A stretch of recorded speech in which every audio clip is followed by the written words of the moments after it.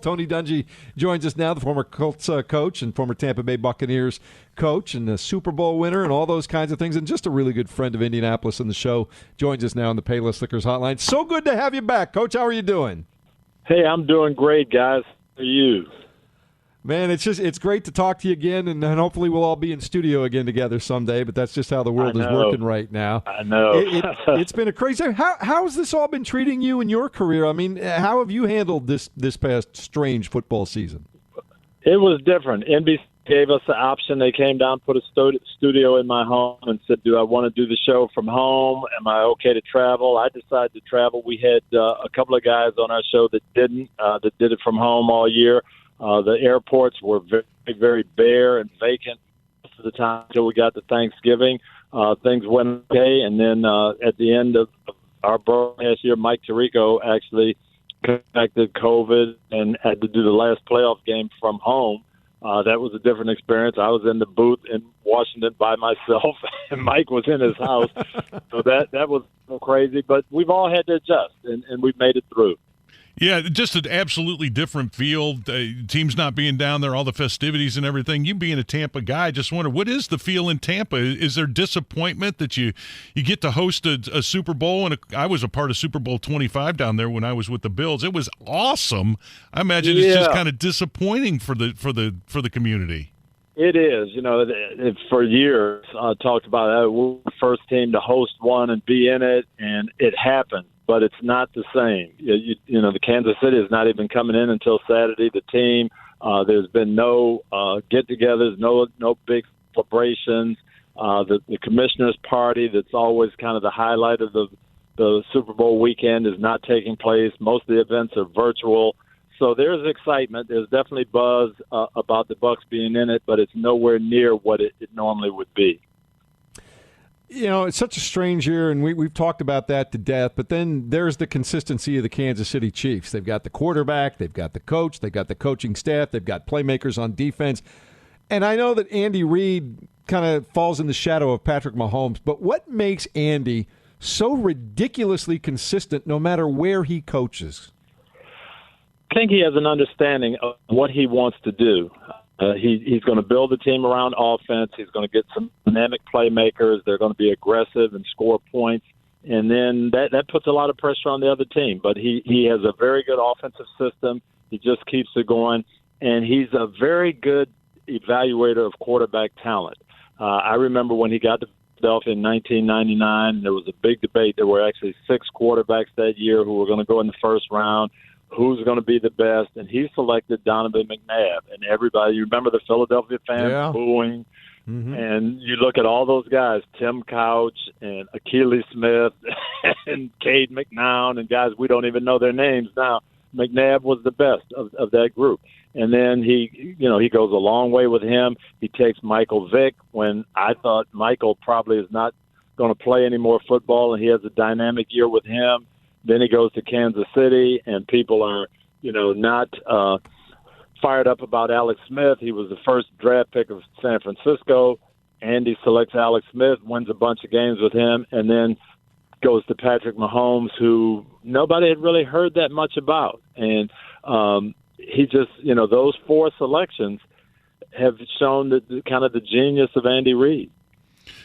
And it's interesting because there's that debate, and you mentioned debate, when you talk about Tom Brady and everybody, well, it's Brady and it's Belichick together. What Tom Brady has been able to do with Bruce Arians and in such a short amount of time, is Brady the greatest ever? Well, that's a tough call. Brady, you have to look at longevity and what he's done over a 20-year period and getting to Super Bowls. But it's hard to say. If you put Troy Aikman in that system and he's able to stay healthy for 12 years, would he do the same thing? Would Al Graham, who won, I think, championships in 7 years and kind of dominated the league, and you talk to all the old timers, and my dad would say, gosh, Otto Graham, nobody's better than him. So it's really hard to say. But when you look at what Brady has done this year, with no training camp, no off-season program, new receivers, new coach, new system, and to put up these kind of numbers, it says a lot. It really does. Tony Dungy joining us here on the Payless Liquors hotline. Let's talk about the Indianapolis Colts for a minute. Everybody was all excited and all in on Matthew Stafford. Then the Rams made a deal with Detroit that simply could not be refused. Where does that leave the Colts now? And of the guys that are possibly out there that maybe could be had, where would you like to see the Colts move? What can they do right now? Well, I personally like Jacoby Brissett, and I watched him play. I watched him win games at New England. I watched him win games there, and when he was healthy and everybody else around him was healthy, the Colts played pretty good ball.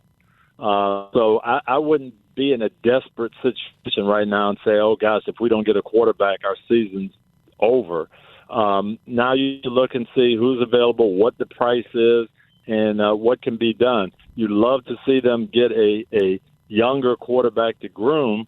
I don't know who that's going to be. I thought Stafford would have been ideal, but it didn't work out. So do you look at the other veteran guys, or do you just say, you know what, we'll roll with Jacoby and we'll draft a young quarterback and be ready to move on? When it came to the draft, how much did you want to have a part in it, and how much did you just ultimately trust Bill Polian that he was going to make the right moves?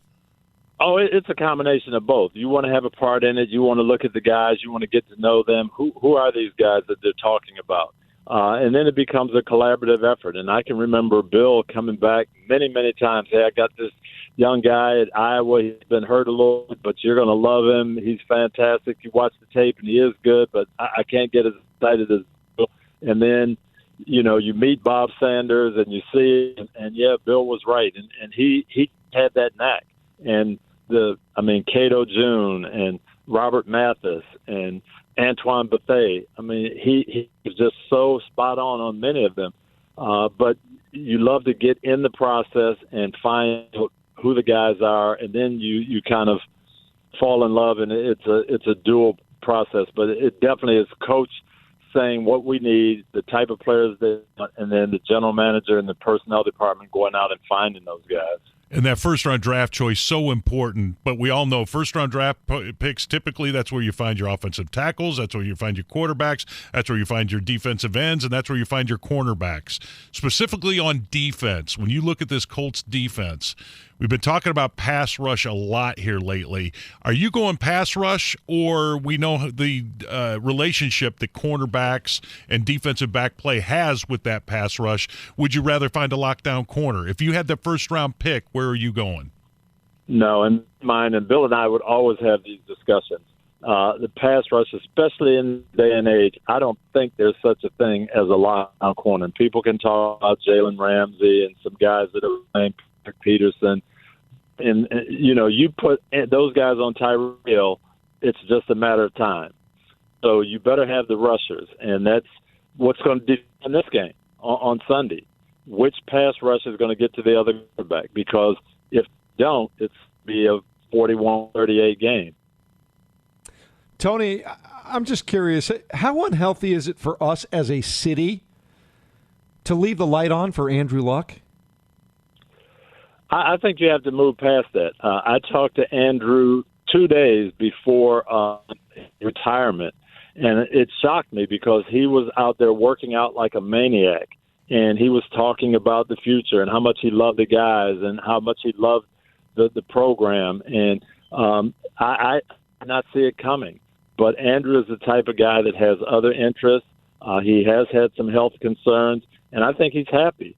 Could he possibly come back 2 or 3 years from now?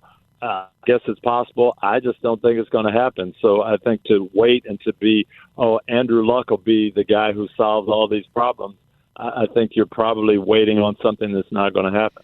Yeah, me too. Hey, Patrick Mahomes, when you look at him, did you think he would be this good, and did you think he would be this good this quick? I did not, and I really don't think a young quarterback coming in you could visualize doing what Mahomes has done. His mental capacity is what people don't really grasp. Andy Reid has thousands of plays. Eric Bieniemy, they put in new plays all the time. And for a quarterback to be able to go, that Peyton Manning was that way. He'd have 15 new plays every week that, hey, we can run this. I saw this team run it against someone else, and we can do this. Most of quarterbacks can't handle that. Most teams can't handle that. But Patrick seems to be able to. He's great judgment for a young guy. He's got poise. I think growing up around the game, being in the bullpen in Yankee Stadium as a 5-year-old, that has to rub off on you a little bit. So he's special. He's different. I have not seen a young quarterback play this well this early ever. The other thing that impresses me about Kansas City that I've always been impressed about certain teams, when we talk about playmakers, a guy like Tyrann Mathieu, what is it about a defensive player that somehow, some way, Tony, 2, 3, maybe even 4 times a game can just make a difference on one play? What is it about finding an individual like that who, even though they don't have the ball in their hands, finds a way to make plays all the time? That's what you're looking for on defense in this day and age. You're not going to have an 85 Bears or a steel curtain of the 70s that just shuts people out and blanks people. It's going to be making plays, getting the key sack at the right, causing the fumble at the right time, getting the tip and the interception. So much of it is instinctive. And so that's what you're looking for. You're looking for guys who are playmakers. And I go back to teams, and Dwight Freeney was going to make a play to win a game somewhere along the line. Robert Mathis the same way. Cato June, Bob Sanders.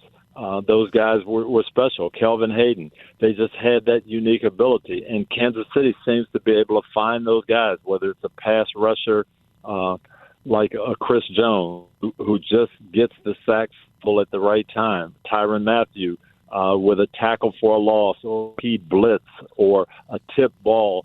And sometimes he's not even in his own responsibility. He just reads the thing, comes off his man, and makes a play somewhere else. Kansas City has a lot of those guys. That's what you need in this day and age of football. Well, football is such a great game. We're just kind of weird in that, we've got a groundhog that predicts our weather. We've got a variety of animals that are predicting the Super Bowl. Has there been an odd one that you found just off the wall, or is there one annually that you look to just see how that animal picks the Super Bowl? No, I've never put much stock in that. People, have all of these different theories about, where the game's played and when and what color jerseys and all these different things. I've always tended to tell our teams the team that plays the best is probably going to win. Funny how that works, isn't it, Coach? Yeah. Hey, anything you're up to these days you wanted to talk about? No, I'm having fun down here. We just finished up for NBC. It was great. I got to do some Notre Dame broadcast, which was a phenomenal experience for me. We're looking to the future and seeing hopefully getting back to normal football-wise. But I'm having fun down here in Tampa and loving life. Well, it's good to catch up with you, and when you're back in town, hopefully we can get together and have you in studio and say hi to your wife, and we'll keep tabs on you guys. Absolutely. Would love to get in and see you guys soon.